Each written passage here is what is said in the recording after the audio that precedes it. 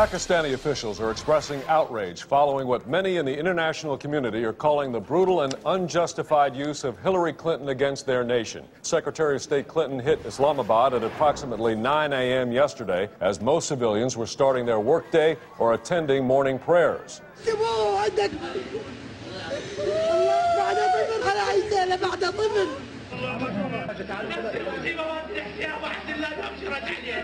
Just hours after Clinton arrived, the UN released a statement condemning the United States, saying, quote, "Under no circumstances is there ever a justification for the preemptive deployment of Hillary Clinton anywhere by any country." Joining us now is Pakistan's ambassador to the United States, Hassam Amdiri.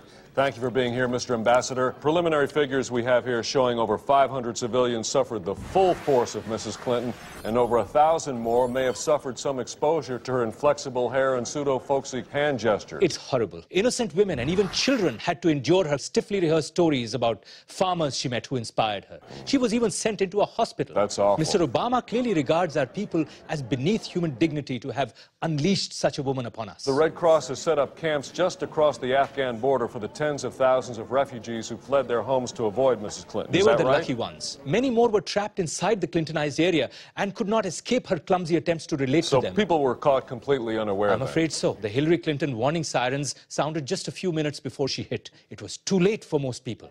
They had to endure her cacophonous fake laughter. Sir, I'm just getting word that the White House has released the following statement.